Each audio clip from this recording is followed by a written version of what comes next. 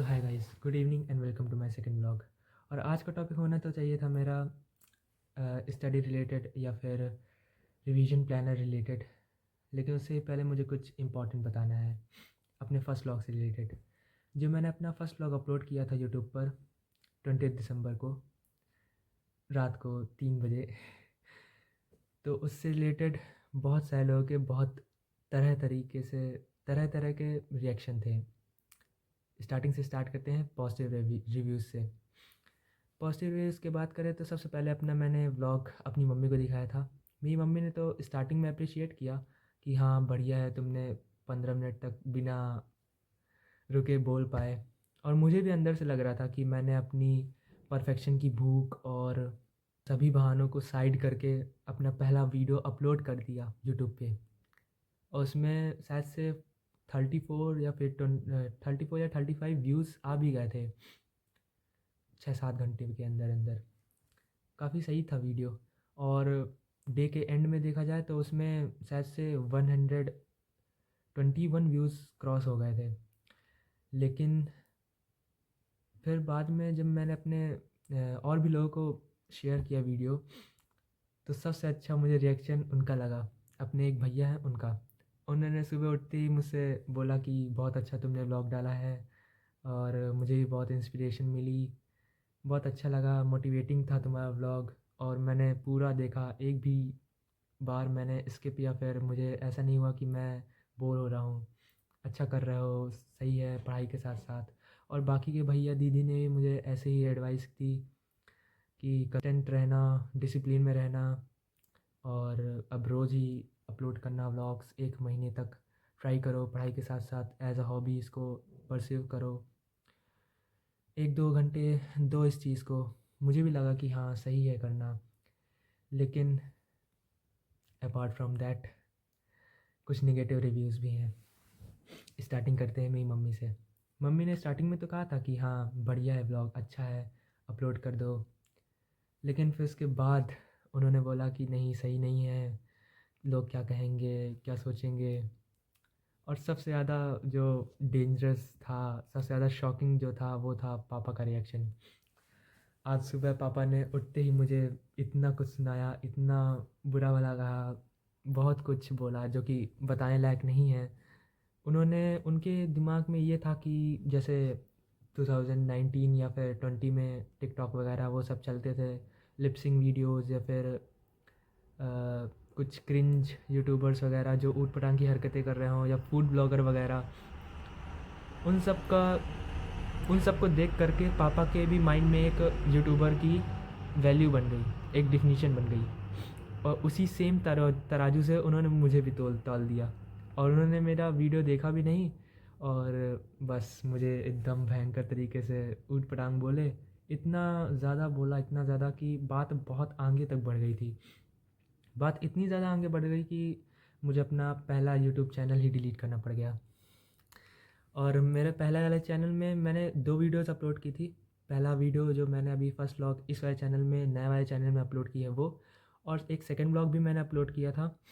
उसमें ज़्यादा अच्छा रिव्यू, मतलब ख़ास मेरे को नहीं मिला रिएक्शन, कि मेरे को सिर्फ और सिर्फ 24 व्यूज़ ही मिले थे 18 घंटे में। लेकिन जो पहला वाला वीडियो था उसमें मेरे 100 क्रॉस कर गए थे व्यूज़ 18 घंटे के अंदर अंदर। सही था वो वाला व्लॉग। और पापा ने इतना ज़्यादा बोल दिया कि मैं बहुत हाई लेवल में डिमोटिवेट हो गया था। फिर मैंने थोड़ा सा रेस्ट किया, शांत हुआ, खुद से पानी वानी पिया, मेडिटेट किया, और फिर साथ ही साथ में सेल्फ इवैल्यूएशन किया। मन के अंदर गया, मैं अपने हर एक चीज़ को ऑर्गेनाइज़ किया, फिर एक एक चीज़ का सलूशन लिखा अपने दिमाग में। फिर हर एक चीज़ को इवैल्यूएट करने के बाद और सब कुछ लिखने के बाद, सब कुछ सही करने के बाद, सब कुछ जानने के बाद, मैं एक कंक्लूजन में आया कि मैं अपने पापा को अच्छी तरीके से समझा नहीं पाया कि मैं व्लॉगिंग क्यों कर रहा हूँ, किस लिए कर रहा हूँ, एज अ हॉबी कर रहा हूँ या फिर किसी और पर्पस के कारण। और उन्होंने सुनना भी नहीं चाहा, क्योंकि उनके मन में पहले से ही एक स्ट्रॉन्ग इमेज बन गई थी एक यूट्यूबर की। बस इसी कारण मैंने चैनल डिलीट कर दिया। मैं थोड़ा डिमोटिवेट हो गया था, क्योंकि मेरे दिमाग में वही पुरानी चीज़ें हिट हो रही थी कि मैं कुछ भी स्टार्ट करता हूँ लेकिन उसे कभी भी कर नहीं पाता या फिर उसे फिनिश नहीं कर पाता। लेकिन मेन मोटिव जो था मेरा फर्स्ट वीडियो डालने का, वो ये था कि मैंने स्टार्ट तो किया है इस बार, लेकिन अब इसको ख़त्म करूँगा ही मैं। इसको रेगुलर करूँगा 1-2 महीने तक, और फिर अगर कुछ रिएक्शन हुआ अच्छा तो इसको देखूँगा आगे चल कर के नीट के साथ साथ। बस वही बात मुझे क्लिक कर गई, और मैंने बहुत सारे दोस्तों से अपने बातें भी की थी, और उनसे इतना ज़्यादा मुझे पॉजिटिविटी मिली, इतनी ज़्यादा पॉजिटिविटी मिली, और बहुत हल्का भी हो गया था मेरा मन। और मैंने अपने भाइयों से या फिर दीदी लोगों से भी बहुत ज़्यादा बातें की, जिससे मेरा मोटिवेशन वापस से आया, और मैंने वापस से सेकंड यूट्यूब चैनल खोला अपना, और उसमें पहला वीडियो डाला जो मैंने पहले डाला था पहले वाले चैनल में, और उसका थंबनेल भी अच्छा सा मैंने डिज़ाइन किया। फिर उसके बाद अभी अपना सेकंड ब्लॉग डाल रहा हूँ। मैंने इससे पहले भी एक और सेकंड ब्लॉग बनाया था, लेकिन उसमें बैकग्राउंड नॉइज़ और हॉर्न वगैरह इतने ज़्यादा था कि वो देखने लायक नहीं था। इसलिए मैंने इसी को second blog as a second blog इसको मैं डालूँगा। तो अब बैक टू द पॉइंट कि क्या-क्या सलाहें मिली मुझे। सबसे पहली सलाह मुझे दी मेरे भैया लोगों ने कि कंसिस्टेंसी मेंटेन करना है, डिसिप्लिन में रहना है, और 100 वीडियोज़ तक अपलोड करना है। एक दिन में एक वीडियोज़ अपलोड करना है, और कंट्रोवर्सी में नहीं फंसना है। अपने काम से मतलब रखना है, और नीट से रिलेटेड ही वीडियोज़ डालो, ज़्यादा सही है।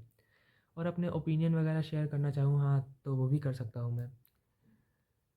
सो back to the topic, study routine and revision planner. तो मैंने एक चीज़ तो सीखी है, जितनी भी यूट्यूब में वीडियोस हैं स्ट्रेटजीज़ वाली या फिर कुछ भी ऐसा, जो जैसे कि नीट की प्रिपरेशन के लिए, यूपीएससी या फिर आईआईटी वगैरह, वो कोई भी हेल्पफुल ज़्यादा होती नहीं है। होती भी हैं तो थोड़ा बहुत कुछ हम उससे सीख सकते हैं, लेकिन सेल्फ इवैल्यूएशन इवैल्यूएशन करना सबसे ज़्यादा इम्पॉर्टेंट है। हमें खुद से ज़्यादा कोई और नहीं जानता। हमें खुद से मालूम होता है कि हमारे क्या क्या वीक पॉइंट्स हैं, कौन कौन से ऐसे टॉपिक्स हैं जो हमको अच्छी तरीके से नहीं आते हैं, कौन कौन से ऐसे टॉपिक्स हैं जो हमारे बहुत ज़्यादा स्ट्रांग हैं। और जो सबसे अच्छी मेन मिस्टेक करते हैं लोग, वो ये होती है कि जो उनके स्ट्रॉन्ग टॉपिक्स होते हैं उनको और ज़्यादा वो लोग पढ़ते हैं, और जो वीक टॉपिक्स होते हैं उनको कभी छूते ही नहीं हैं। और यही ऑर्गेनिक केमिस्ट्री के साथ है लोगों के साथ, कि वो लोग ऑर्गेनिक केमिस्ट्री को पढ़ना ही नहीं चाहते हैं, और बिना पढ़े ही उसको टफ़ है टफ़ है टफ़ है करके छोड़ते चले जाते हैं। लेकिन ये नहीं करना है।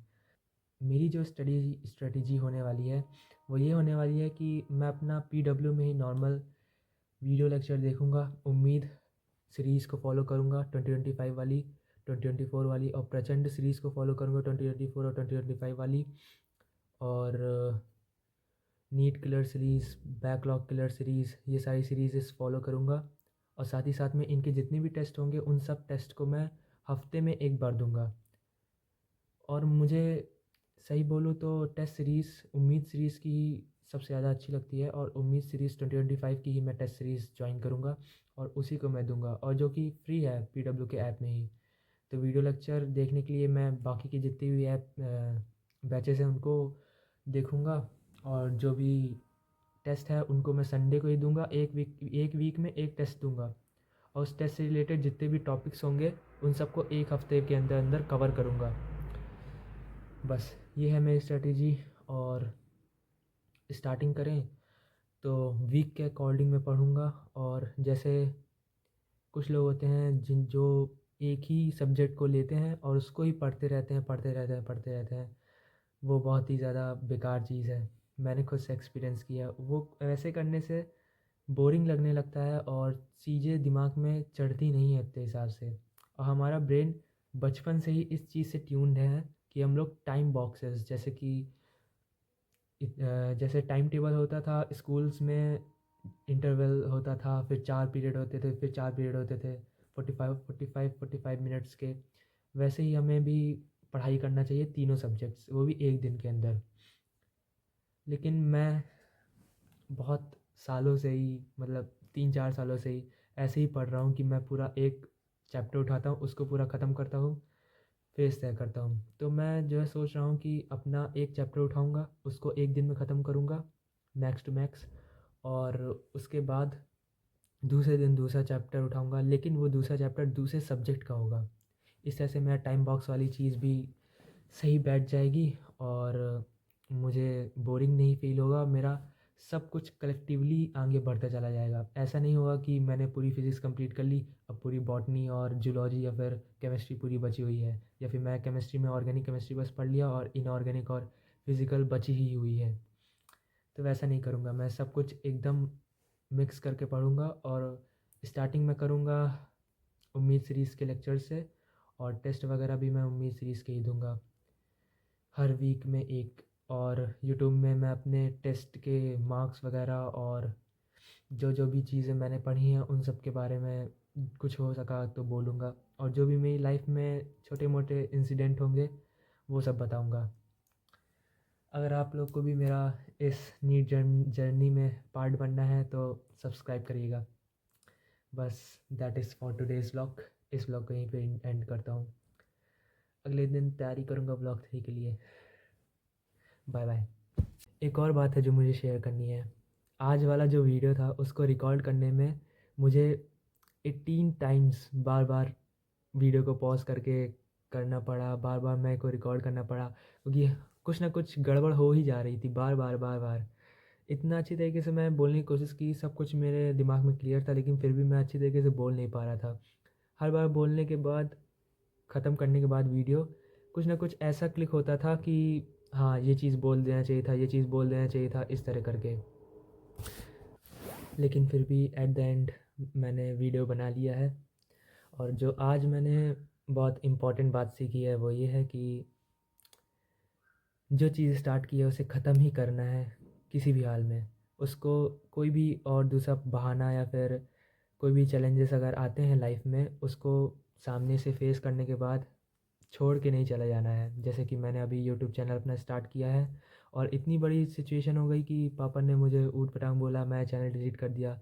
लेकिन फिर भी मेरे दोस्तों से बात करने के बाद, बाकियों से बात करने के बाद, भैया दीदी लोगों से बात करने के बाद, सेल्फ़ इवैल्यूएशन के बाद मुझे लगा कि हाँ, मुझे इस चीज़ को कंटिन्यू करना चाहिए, क्योंकि बहुत हो रहा था मेरे साथ। मैं कुछ भी अगर स्टार्ट करूँ तो उसे कभी भी ख़त्म नहीं कर पा रहा था मैं बार बार। लेकिन फाइनली मैंने वीडियो बना ली। सब इस वीडियो को यहीं पे एंड करते हैं। आई होप आपको अच्छा लगा होगा। अगर अच्छा लगा हो तो लाइक कर देना और सब्सक्राइब भी कर देना मेरी नीट की जर्नी का पार्ट बनने के लिए। Bye bye.